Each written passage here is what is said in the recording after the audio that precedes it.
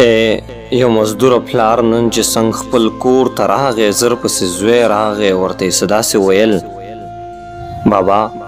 که دا ځلې زه په خپل جومات کې پاس شوم چې څنګه نور څه ویل پلار یې په خوله لاس کېښود چې نور څه ونه وایې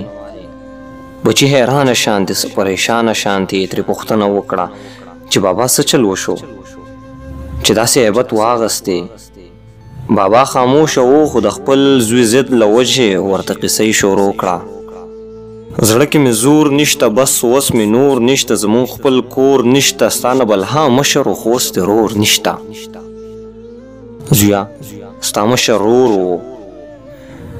بل ها ذهین ماشوم و زه په هغه مین وم هغه په ما مین و چې د نهم امتحان ستا مشر رور ورکوو ما ته یې داسې وویل زما ګل باباجي زما خپل باباجي زه به نهم پاس کوم خو ته یو کار به کوې والله انکار به نه کوې راته اظهار به کوې چې زه نهم پاس کړم موټرسایکل به راله ګرانه بابا ته اخلې ما ورته ښه وکړله د دې غرض دپاره چې ښه نمبر یې واخلي ما ته دې مور وویل که اوس دې نه کېږي نو نو یا به کشتونو باندې یا به قرضونو باندې موټرسایکل راواخلي چې دی سبق ووایي دی به افسر جوړ شي زما ښایسته ګلالی خفګان له مه ورکوه دې زړه مې نه منله خو بس د کور ووتم کلي نه ښار ته لاړم ما په کشتونو باندې موټرسایکل راواغېست قرضونو سم راګیر کړم مسافرۍ له لاړم مزدورۍ له لاړم باقي پرې سوچ په کار دی څنګه زندګۍ له لاړم وخت مې ډېر کم شوی و مسافرۍ کې زما چې ناڅاپي د کلي راته چا زنګ ووهو سم دستې داسې ووې ستا ګلالی بچی خو د کلي پوخ روډ باندې غټې ټریلې وهلې خو بیا هم زړه له دې صبر ورکه الله به هر څه سم کې خو